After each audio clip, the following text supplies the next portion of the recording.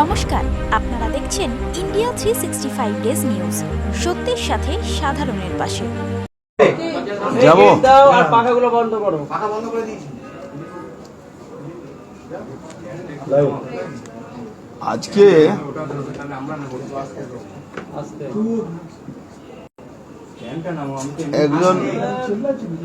আজকে একজন বিধায়ক আবার 3টের সময় প্রেস কনফারেন্স করেছে। আবার বিগত কালও একটা প্রেস কনফারেন্স মমতা ব্যানার্জি দলে, তাহলে স্ক্রুটিনির সময় কমপ্লেন করা উচিত। এর আগেও এই লোহাচোর একটা কেসও করেছিল। কেসে বিগত 2019 সালে কেসে এক্স পার্টি ডিসিশন হয়েছে। কেস বলেছে, স্ট্রিকচার দিয়েছিল কি এই ধরনের যদি কথা বলেন তাহলে আপনার উপরে লিগাল অ্যাকশন নেওয়া হবে। তা সত্ত্বেও স্ক্রুটিনির সময় কমপ্লেন না করে আর উনি কমপ্লেন করছেন কবে? ভোটের শেষের একদিন আগে। তার মানে এটা পলিটিক্যালি মেলাইন করা যায় না। আপনি দেখেছেন পেপারে অনেক রকম কার্টুন বানিয়ে এ করে, ওটা ডোন্ট কেয়ার। আমি কোনো ওটা নিয়ে আমার কোনো মাথা ব্যথাও থাকে না। কেন আমি এখানে লিডারই হয়েছি, আমি যে এমএলএ হয়েছি বা কাউন্সিলর হয়েছি এই বিরোধীদের এই কথা বলার জন্যে কি এখানে যা হয়, এখানে একটা কালীপটকা থেকে ফাটা থেকে কুকুরের অ্যাক্সিডেন্ট থেকে নিয়ে কোনো চোর ডাকাত মারা যাওয়া থেকে নিয়ে সব ব্যাপারে ওখানে ওই স্লোগান উঠত বিরোধীদের কি এই ঘটনা হলো কেন, অর্জুন সিং জবাব দেওয়া। এই করে করে আমি এমএলএ হয়েছি, চেয়ারম্যানও হয়েছি, কাউন্সিলর হয়েছি। এখানকার মানুষ আমার উপরে বিশ্বাস করে। আমার দরজা, আমার অফিস জাত ধর্ম সম্প্রদায় নিয়ে নয়, আমার অফিস 24 ঘন্টা খোলা থাকে। যে কোনো লোক আসে, কাজ করে চলে যায়। আমার মোবাইল সবসময় খোলা থাকে। এই যে মেলাইন করা, এই যে চেষ্টা যে হচ্ছে, আমি তো এমন এমন তথ্য জানি কি আমি যদি মেলাইন করার চেষ্টা করি পলিটিক্যালি, এটা কোনো ম্যাটার, পার্সোনাল ম্যাটার, ওদের কোনো ব্যাপারে যদি আমি বলতে যাই তা আমার তো বেশি কিছু বলার দরকার নেই। আমার তো একবারে দীপক ঘোষের বইটা এক একটা পানা খুলে আপনাদের দেখিয়ে দিলেই আমার বক্তব্যটা শেষ হয়। কেয়া ঘোষ যিনি আছে, কেয়া দাস, উনি কার আছেন এখন? উনার যিনি কর্তা আছেন উনি জেলে আছেন, জ্যোতিপ্রিয় বাবু। এটা কি করেছেন উনি, কি বলছেন, এটা তো উপর ঠাকুর জানে। তো এইসব করে উনারা এটা কি বোঝাতে চাইছেন?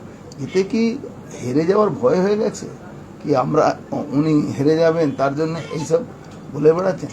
এটা নিয়ে খুব কোনো ম্যাটার নেই। কিন্তু আমি এটা বলছি, পলিটিক্যাল লড়াই লড়ো, যা পোস্টারবাজি করা আছে করো।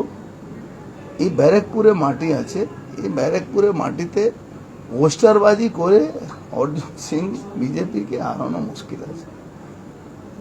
ওর সঙ্গে থাকতে হচ্ছিল, সবই জানা আছে। তো এইসব গল্প না বলাটাই ভালো ছিল। কিন্তু দেখছি মুখে আঙ্গুল দিয়ে এটা কিন্তু দিদিমণি আর অভিষেক ব্যানার্জি করাচ্ছে। এর আগেও আমি দেখেছি কি এরা বারবার আমার ব্যাপারে এরা বলে। আর উপর এই অভিষেক ব্যানার্জি আর মমতা ব্যানার্জি ইনস্ট্রাকশনে এইসব হয়ে, মমতা ব্যানার্জি ইনস্ট্রাকশন আসে অভিষেক ব্যানার্জির কাছে, অভিষেক ব্যানার্জি ইনস্ট্রাকশন দেয় আইপ্যাকের মাধ্যমে এইগুলো হয়। তো আমি বলছি, আমি তো বলার ইচ্ছা নেই, সোনালী গুহ অনেক কিছু বলেছে। সোনালী গুহ চ্যালেঞ্জ করে বলে। তো সোনালী গুহ তো মানে কি বলা যায়, সবসময় সঙ্গে থাকা পার্টনার ছিল, ছায়ার সঙ্গে ছিল।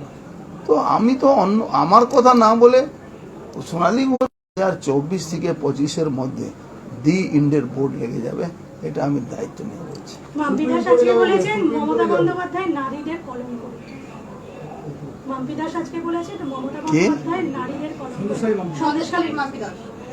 ঠিকই বলেছে। একজন মহিলা হয়ে নারীদের অপমানের মূল্য লাগানো হয়। একজন মহিলা হয়ে ধর্ষণের দাম ঠিক করা হয় 2 লাখ টাকা। একজন মহিলা হয়ে মদ খেয়ে মারা যাওয়াতে 2 লাখ টাকা তার দাম ঠিক হয়।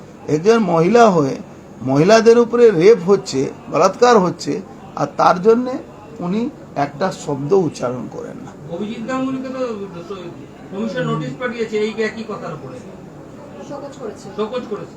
হ্যাঁ, অবশ্যই কে শোকাজ করেছে তার জবাব দেবেন। উনি তো অভিজিৎ গাঙ্গুলি কোনো এতিপেতি লোক না, ডাস্টবিনে পড়ে থাকে।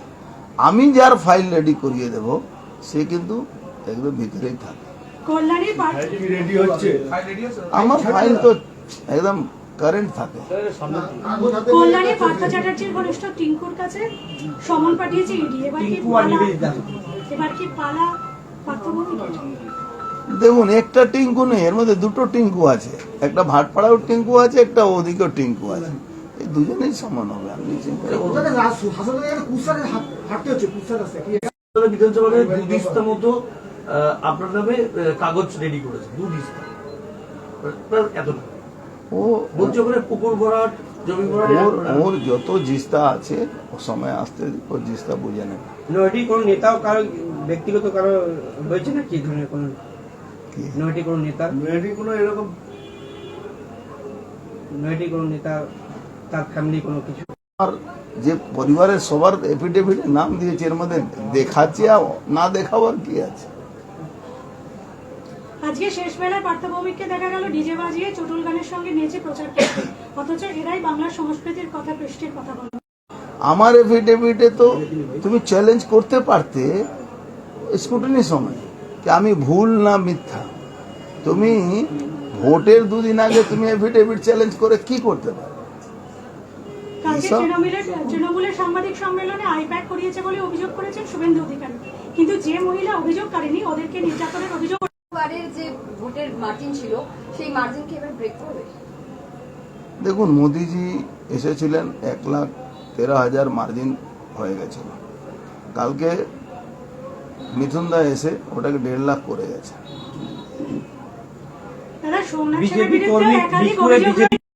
খাঁচা বন্দি করে রেখেছিল, মানে বাঘকে খাঁচা বন্দি করে রেখেছিল। বাঘ তো স্বীকার করলো কি আমি বাঘ। বাঘ এক মিনিট, বাঘ স্বীকার করলো কি আমি বাঘ। দ্বিতীয় কথা হলো কি আমি জঙ্গলের বাঘ না, আমি অরিজিনাল বাঘ। মানে যে সবসময় দেখা যায়। অর্জুন কি ধ্রুব তারা আছে কি ও বছরে 1-2 দেখা যাবে? সূত্রের খবর একাধিক নারী একাধিক অভিযোগ করেছেন সোমনাথ শ্যাম এবং তার ভাই সঞ্জয় শ্যাম পার্থভৌমিকের বিরুদ্ধে। থানায় করেছে কিন্তু পুলিশ কোনো অভিযোগ নিচ্ছে না। তাদের আদালতে যেতে বলবেন, আইনি সহায়তা দেবেন আপনি?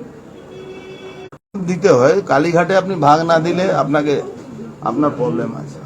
আর দাদা শেষ প্রশ্ন আমার, যে মনোনয়ন পত্র জমা দেওয়ার দিন আপনি বলেছিলেন সাংবাদিকদের মুখোমুখি যে ব্যারাকপুর বিজেপিরই ছিল, বিজেপিরই থাকবে, সেটা নিয়ে আজকে প্রচার শেষ, কতটা মানে সাফল্যমণ্ডিত হবে বলে মনে করছেন? আমার মনে হচ্ছে অভিমন্যু তিওয়ারির যার ডিএনএ প্রবলেম হয় তার সবকিছু প্রবলেম হয়। এবার আপনি বুঝে নিন, আমি অত খুলে বলা উচিত না, কিন্তু যার ডিএনএ প্রবলেম হয় তার সবই প্রবলেম।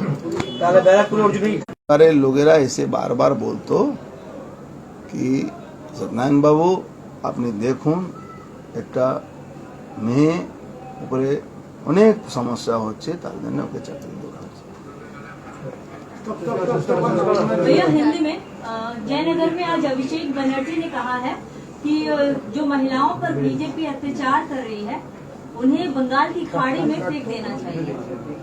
जहां एक और संदेश खाली मुद्दे पर टीएमसी के नेताओं पर ही बार बार महिलाओं पे उत्पीड़न का मामला आ रहा है सामने, वहीं एक और आप देखिए अभिषेक बनर्जी इस तरह से बयान दे रही है, आप क्या कहेंगे? अभिषेक बनर्जी और ममता बनर्जी ये दोनों सिर्फ और सिर्फ झूठ का सहारा लेकर काम करते हैं। ये झूठे हैं, ये झूठ बोलते हैं, सारा कुकर्म ये करते हैं और बीजेपी के ऊपर दोष देते हैं। ये कुकर्म यहाँ एक और ममता बनर्जी कह रही है कि मैं इंडिया अलायंस को साथ दूंगी, सेंट्रल से दूंगी, लेकिन बंगाल में एक भी सीट नहीं दूंगी। अभी देखिए ममता बनर्जी ने 3 दिन से इंडी अलायंस के सपोर्ट में बोलना शुरू किया कि बाहर से समर्थन इसका कारण एक ही है कि माइनॉरिटी वोट ममता बनर्जी के हाथ से खिसक रहा है, इसीलिए वो इंडी वोट का समर्थन करके माइनॉरिटी वोट का रीगेन करना चाहते हैं और कुछ नहीं, नथिंग टू मैटर।